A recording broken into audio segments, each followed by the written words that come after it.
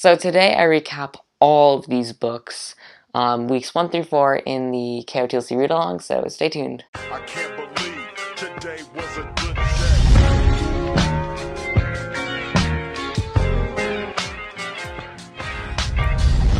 Let me just make a little bit of an order so people don't get OCD from my video.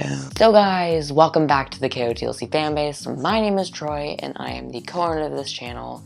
Alongside Joey, we run about 3 videos per week and live stream every week to get you the best KotLC content out there. Today, I'm just going to be recapping the first 4 weeks of the KotLC summer read-along, where we read all of these books. Basically, I'm just going to run through all of the fun facts, quotes, discussion posts very quickly, just as kind of like a quick refresher as we move on to the second half. This week was a break week, if you didn't already know. We didn't read Lodestar this week. We're reading Lodestar this upcoming week. So the next book will be week 5. It's just, there is a short break in between week 4 and week 5.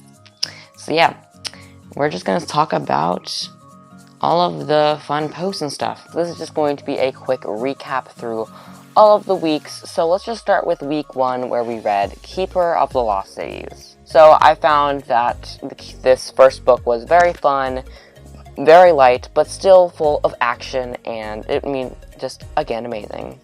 The quote of the week was, "I would rather be punished for making the right decision than live with the guilt of making the wrong one for the rest of my life." The fun fact was, the published version of Keeper of the Lost Cities is actually draft 20. And yes, that really does mean I wrote it 19 other times that weren't good enough before I landed on one that was. And the discussion of the week was, how would you feel if you were forced to leave the human world like Sophie was at the beginning of the book?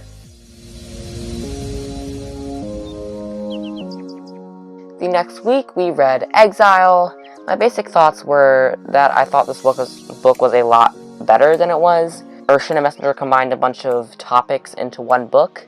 You know, you'd just think it's the Alicorn, but there's more. There's the healing, the mind breaks, the apprentice, the black swan. There's just so much going on, and it was full of fun.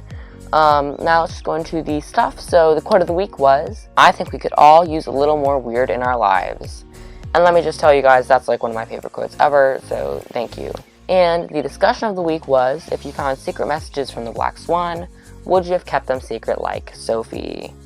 Now, we couldn't find a fun fact for this week anywhere, so yep. Well, moving on to week 3.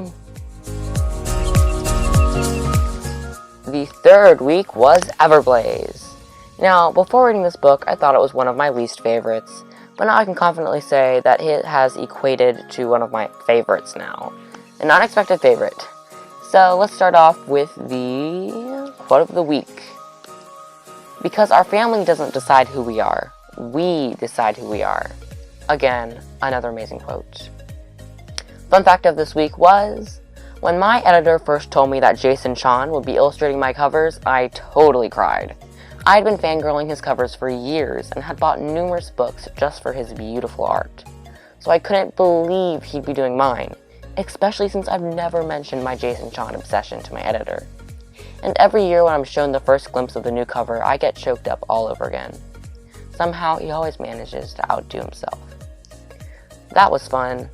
And the discussion of the week was, how would you feel if Fitz could read your mind? On to week 4.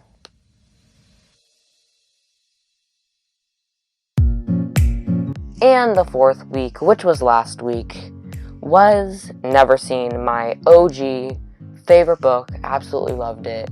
Nothing can compare to Never Seen, honestly. OG book. Oh my gosh, love it so much. Quote of the week is, "He's not all bad. No one is. That's what makes villains so scary. They're not as different from us as we want them to be." Gosh, Shannon, you're dropping some good bombs, some truth bombs. Anyways, fun fact. 2 of the big inspirations behind the Keeper series are my love of Lord of the Rings and my love of X-Men. I wanted to write about fantasy creatures, but instead of relying on magic, I wanted their power to be more like superpowers. And I loved how X-Men had such a huge cast, with each hero valuable and powerful in their own way. And the discussion of the week for Never Seen was, which scene was the most heartbreaking in your opinion? Which, it has to be Keith.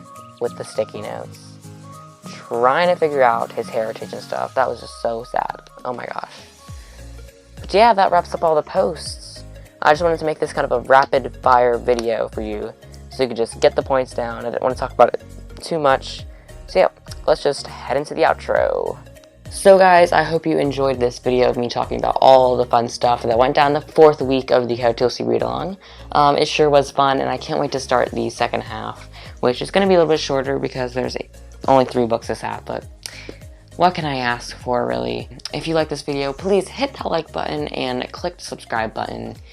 Ding that notification bell, and go into your device settings and enable YouTube notifications so you can get notifications every time we upload a new video. Hopefully we have 1,000 before we upload this video on Wednesday. It would be amazing if we do, and just to tell you guys, all of our 1,000 subscriber videos we'll be trying to upload, like, very soon. I don't know. It'll take us some time to edit some stuff, you know, but we're going to try to get them out to you as soon as we can. Also, the fan art thing. The fan art contest ends and we hit 1,000 subscribers at the same time, so it's very stressful. We'll just have everything out to you before the end of the month. It's a lot, but we're prepared to work. Leave us a comment. We love all of your comments. Bye.